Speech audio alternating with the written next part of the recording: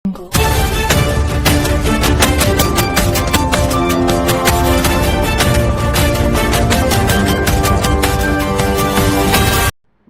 Time న్యూస్కి స్వాగతం. కూటమి ప్రభుత్వం పాలనకు ఏడాది పూర్తి అయిన సందర్భంగా బాపట్ల నియోజకవర్గ తెలుగుదేశం పార్టీ కార్యాలయంలో బాపట్ల నియోజకవర్గ ఎమ్మెల్యే శ్రీ వేగేసిన నరేంద్ర వర్మరాజ్ ఆధ్వర్యంలో కేక్ కట్ చేసి శుభాకాంక్షలు తెలిపారు. తనంతరం మీడియాతో ప్రభుత్వం చేసిన పనులను వివరించారు. ఈరోజు ప్రభుత్వం ఏర్పాటు చేసి ఒక సంవత్సరం కాలం పూర్తయింది. Prime minister of India Narendra Modi garu, chief minister of Andhra Pradesh Nara Chandrababu Naidu garu, honourable deputy CM Pawan Kalyan garu రాష్ట్రాన్ని అన్ని విధాల ముందుకు తీసుకెళ్లే విషయంలో ఈ ప్రజా పాలన, ప్రజా ప్రభుత్వం, ప్రజలంటే గౌరవం, ఒక అభివృద్ధి, మరోవైపు సంక్షేమం కలిసి కట్టుగా ఈరోజు ఒక సంవత్సరం పూర్తయిన సందర్భంలో తెలుగుదేశం శ్రేణులు, భారతీయ జనతా పార్టీ సైనికులు, జన సైనికులు కలిసి ఏర్పాటు చేసిన ఈ ప్రజా ప్రభుత్వం ఒక సంవత్సరం పూర్తయిన సందర్భంగా భారతీయ జనతా పార్టీ నాయకత్వానికి, జనసేన నాయకత్వానికి, తెలుగుదేశం పార్టీ నాయకత్వానికి, అలాగే కూటమి కార్యకర్తలందరికీ, ప్రజలకి కూడా అభినందనలు తెలియజేస్తున్నాను, శుభాకాంక్షలు తెలియజేస్తా ఉన్నాను. ఆంధ్రప్రదేశ్ మొత్తం కూడా ఈరోజు ఎన్నో విషయాల్లో గత ప్రభుత్వంలో చేయలేని ఎన్నో విషయాల్లో ముందుకు వెళ్తూ ఉంది. మీకు తెలుసు, మన పెన్షన్ల పథకం గత ప్రభుత్వంలో 5 సంవత్సరాల్లో 4 సార్లుగా పెంచిన పెన్షను ప్రజా ప్రభుత్వము, కూటమి ప్రభుత్వం ఏర్పాటు చేశాక చంద్రబాబు నాయుడు గారు నిర్ణయం మేరకు ఒకేసారి 1000 రూపాయలు పెంచటం, అది కూడా ప్రతి నెల 1వ తారీఖున ఉదయం 10-11 గంటల లోపే 96% పెన్షన్లు అందజేయటం అనేది భారతదేశంలో ఏ రాష్ట్రంలో లేని చరిత్ర. అది ఆంధ్రప్రదేశ్లో మాత్రమే సాగుతూ ఉంది అని ఈ సందర్భంగా తెలియజేస్తున్నా. అలాగే సీఎం సహాయ నిధి నుంచి బాపట్ల నియోజకవర్గంలో 254 లబ్ధిదారులకి 2,45,150,000 రూపాయలు వైద్య సదుపాయాలు నిమిత్తం సీఎం సహాయ నిధి నుంచి అందించడం జరిగింది. పార్టీలకి అతీతంగా, రాగద్వేషాలకు అతీతంగా ఎవరైతే పేదలుంటారో, ఎవరైతే హక్కుదారులు ఉంటారో వాళ్ళందరికీ కూడా సీఎం సహాయ నిధి నిష్పక్షపాతంగా అందిస్తున్నామని నేను ఈరోజు గర్వంగా చెప్పగలుగుతున్నాను. అలాగే దీపం పథకం కింద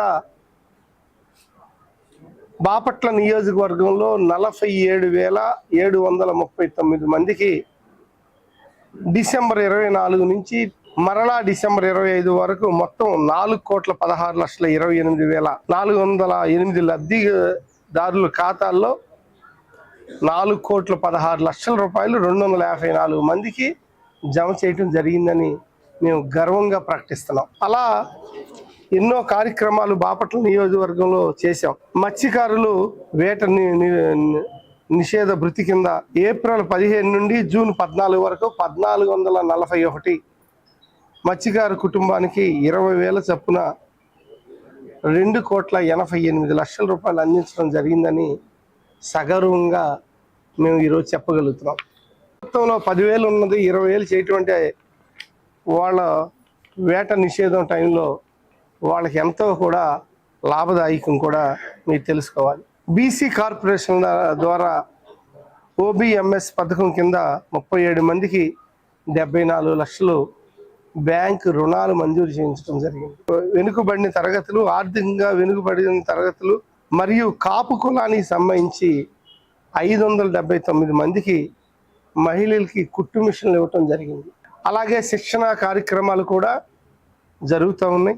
వీరికి 1,44,75,000 విలువ కలిగే కుట్టు మిషన్లు ఆగస్టు 15 అందజేయటానికి కార్యక్రమం అంతా జరుగుతున్నది అని తెలియజేస్తాం. ఇప్పుడైతే శిక్షణ శిబిరాలు ఏర్పాటు చేశాం. ఆగస్టు 15 కుట్టు మిషన్లు కూడా అందిస్తాం. వెదులుపోయే మెడికల్ కాలేజీ విషయానికి వస్తే, కాలేజీలు పెడతాం కాదు, కాలేజీలు ఎలా అభివృద్ధి చేయాలి, ఎలా ముందుకు తీసుకెళ్లాలనే విషయంలో ప్రభుత్వం, private, public పార్ట్నర్షిప్లో P3 are P4 విధానాల్లో కాలేజీలు నిర్మించడానికి నారా చంద్రబాబు నాయుడు గారు సిద్ధమయ్యారు. దానికి 3 భాగాలుగా విభజించటం, ఏదైతే ఫస్ట్ ఫేజ్ అని, సెకండ్ ఫేజ్ అని, థర్డ్ ఫేజ్ అని పెడతాం జరిగింది. మన బాపట్ల కాలేజీ వచ్చి సెకండ్ ఫేజ్లో మెడికల్ కాలేజీ ఉంది. 3వ ఫేజ్లో ఉన్న ఆ మెడికల్ కాలేజీని చంద్రబాబు నాయుడు గారిని కలవటం, అలాగే బీజేపీ నాయకుడు సత్యకుమార్ యాదవ్ను కూడా 3 సార్లు కలవటం, ఆయన కూడా సెకండ్ ఫేజ్కి మీరు మారుస్తామని నా హామీ ఇవ్వటం, సెకండ్ ఫేజ్లో మన మెడికల్ కాలేజీలు పెడతాం జరుగుతూ ఉంది. అది ఊరుకునే శంకుస్థాపనం చేసి హడావుడి చేయటం కాదు. కాలేజీల నిర్మాణం అన్నాక అనుమతులు కూడా అన్నీ తీసుకుని ఒక సిస్టమేటిక్ ప్రకారం మనం ఈ కాలేజీలను పూర్తి చేద్దాం. గత ప్రభుత్వంలో ఏ పని బిగిన్ చేసినా మనం పూర్తి చేద్దామని, కానీ వాళ్ళలాగా మనం బిగిన్ చేసిన పథకాలని రద్దు చేసి ప్రజలకు అందుబాటులో లేకుండా వాళ్ళ ఇష్టం వచ్చినట్టు చేసి విధ్వంసం సృష్టించారు. మనం దానికి విరుద్ధంగా పనిచేద్దాం. ప్రజాసేవే మనకి ఒక విధిగా, ప్రజలు ప్రభుత్వం నమ్మకంతో అందించిన ఈ ప్రభుత్వాన్ని పదిలంగా కాపాడుకుందాం.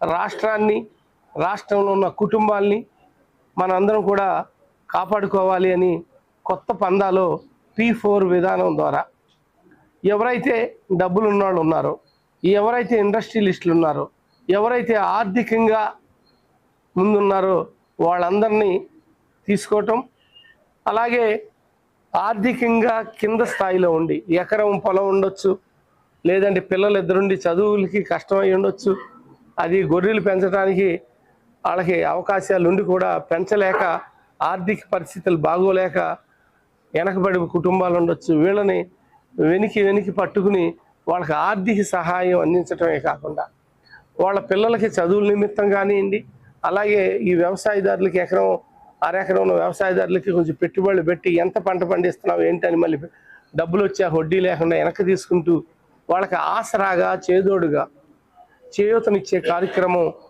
ఆర్థికంగా కుటుంబాలని డెవలప్ చేయాలి అనే ఒక కార్యక్రమానికి, భారతదేశంలో ఎక్కడా లేనటువంటి కార్యక్రమానికి ఈ కూటమి ప్రభుత్వం శ్రీకారం చుట్టిందని గర్వంగా తెలియజేస్తున్నాను.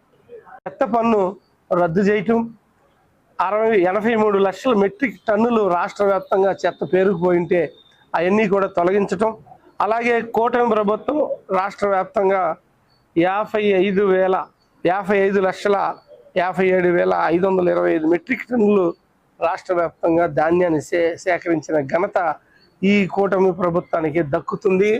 సేకరించిన 48 గంటల్లో డబ్బులు వేయటం కూడా జరిగిందని మేము సగౌరవంగా మీకు తెలియజేస్తున్నాం. అట్లాగే పొగాకు, మామిడి, కోకోలకు గిట్టుబాటు ధర కోసం ప్రభుత్వం సాయం చేయడం జరిగింది.